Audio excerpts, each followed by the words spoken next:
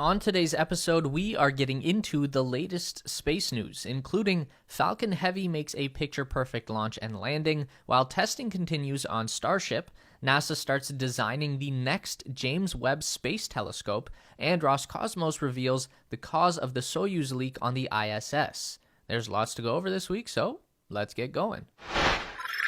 This is The Space Race. The Falcon Heavy never fails to impress, and the U.S. Space Force mission launch on Sunday the 15th was no exception.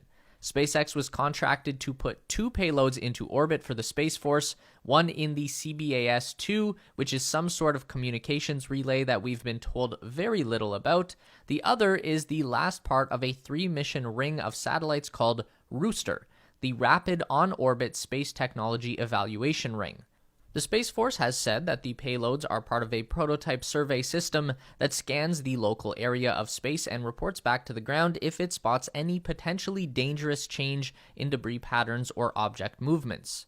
The 2 systems are the latest in a new wave of U.S. Space Force missions that SpaceX has been delivering to orbit, and they mostly involve the sorts of missions where we don't get a lot of the details, if we know anything about the payloads at all. Aside from that, the January 15th launch is the 5th successful Falcon Heavy operation to date, and it did not disappoint. Just look at the footage, it speaks for itself. Electrifying displays like that are what make us excited for the future, which was coincidentally being shown off at Starbase while the Falcon Heavy was putting in some work at geostationary orbit. Earlier last week, the Booster 7 and Starship 24 were stacked on Boca Chica's newly repaired and tested orbital launch mount. We even got some good shots of the testing area by European aerospace giant Airbus as one of their Pleiades NEO satellites passed overhead. Booster 7 was sporting some newly strengthened engine cowling, and the pair of vehicles had a couple of new external venting pipes that look like they might be there to help bleed off excess gas buildup between the rocket stages. The roads were closed just before they started, and while some folks got a little ahead of themselves thinking this might be the first signs of a potential launch, this was just a fit test to see if the OLM and the newly fortified Booster 7 could take the weight. Not that we're not close to some big testing milestones, though.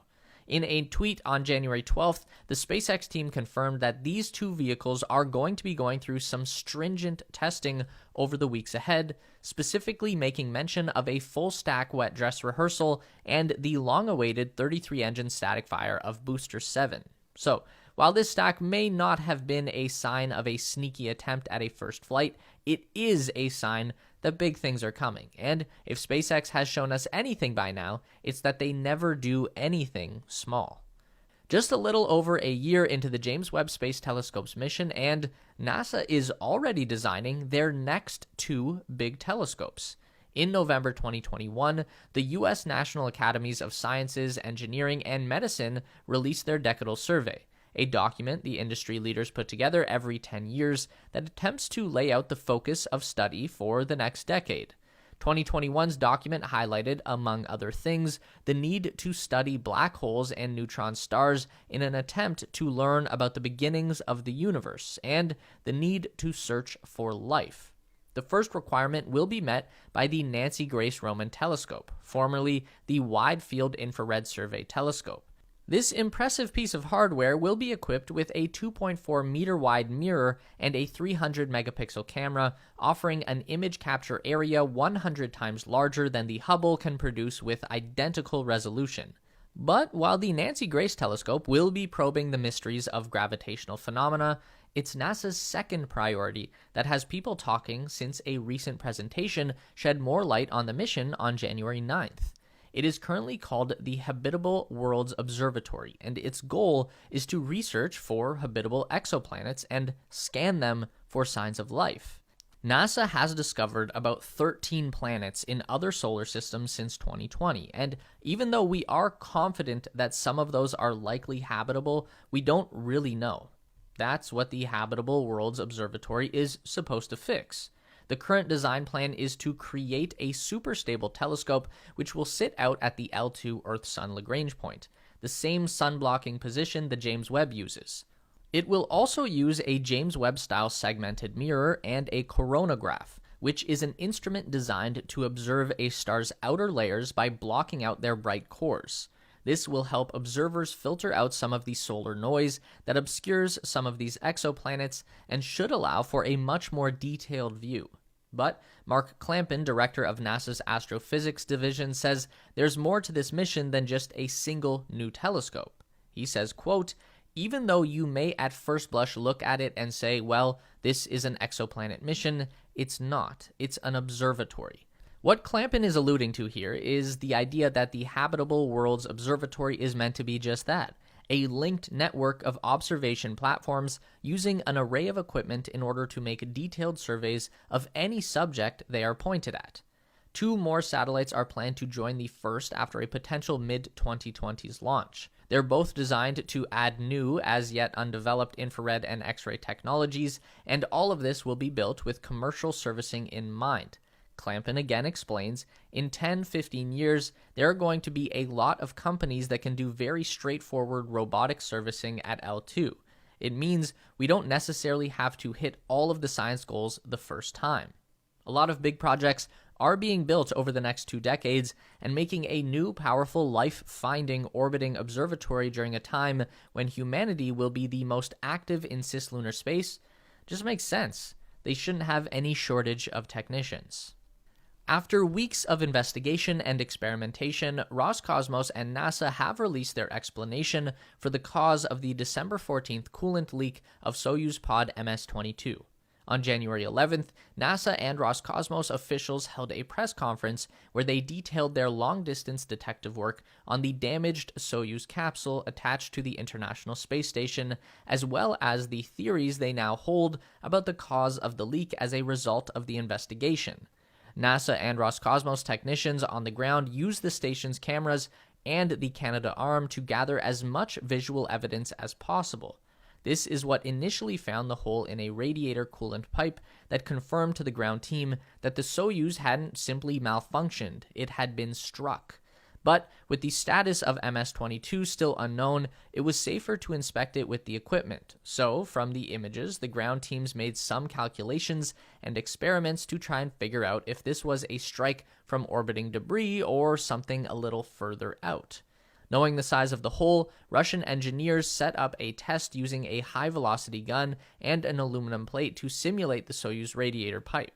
The test results matched up with the team's calculations and the images of the damage, giving grounds for a solid theory. Currently, the team has concluded that the damage is consistent with a small particle about 1 millimeter in diameter and a velocity of about 7 kilometers per second. Sergei Krikalev, executive director of human spaceflight programs at Roscosmos, explains further, saying, "We think that this is a meteoroid and not a piece of space junk because some other object on this orbit cannot exist. Because it has such a high velocity, it wouldn't stay on this orbit. That's why we think it's some kind of meteorite coming from a random direction." Micrometeoroid impacts happen all the time. This one just happened to hit an important spot at the right speed. It's hard enough to track orbital debris, but tracking something like what likely hit Soyuz MS-22 is pretty much impossible. So for now, the micrometeor theory will have to do, at least until they get MS-22 back to Russia for a physical inspection. And speaking of that, during the meeting, NASA and Roscosmos also detailed how they were going to be getting the current crew and the damaged Soyuz back home. The 3-person crew of cosmonauts and NASA astronauts arrived to take command of the ISS in September 2022 and were due to use the Soyuz MS-22 capsule to return home this March when the next crew reached the station. Unfortunately, the damage to MS-22 means that the cooling system that keeps the crew from getting overheated during re-entry won't be active. It's apparently not likely the capsule will explode on the way down or anything, but engineers describe the interior of the small human Soyuz could reach over 40 degrees Celsius, not an environment anyone would like to be stuck in for very long. So instead, they've decided to bump up the next Soyuz launch, MS-23, to late February instead of the March 16th date it was originally scheduled for. This is when the crew swap was going to happen, and even though MS-23 will be ready to launch by then, the replacement crew will have to stay on the ground so the current group have access to a lifeboat and a way back home. That trip home will have to be in September now, which means extending the current crew's mission by another 6 months. That's going to make their mission a total of about 12 months, and even though they've been cleared by medical teams to stay that long, it's still quite a bit of time to be in microgravity. It certainly wouldn't be the longest time spent in space. That honor goes to cosmonaut Valery Polyakov, but you don't have to spend Valery's 438 days in space to start feeling the negative effects. Over the course of our time in space, things like loss of bone density, atrophy of muscles, and cardiovascular problems have all been measured in people who have spent months in space. But no one has ever been severely injured this way, and it's not like the crew has a choice. Soyuz MS-22 will separate and land uncrewed at the Roscosmos usual landing spot in Kazakhstan sometime in late March, after MS-23 makes a similarly automated approach and docking maneuver on February 20th. Until then, MS-22 is still functional. Its thrusters can help move the station away from larger debris, an event that happens relatively often these days, and should the worst happen, the crew can risk using MS-22 as a lifeboat. The current plan for that scenario has one or two of the 3 Soyuz crew members hitching a ride in the Dragon's Endurance cargo area with the astronauts of the Crew 5 mission. That might ease the thermal burden in the Soyuz. It's risky, but it's the best they can do right now. Shifting the timetables for the next 2 Soyuz launches has risks of its own, and for now, the crew of the ISS are doing just fine. And honestly, considering how random this event appears to have been, it's pretty impressive how well the multinational team has worked together to solve this issue. Regardless of whatever might be going on between the 2 countries down here on Earth, the mission technicians are, above all else, world-class professionals.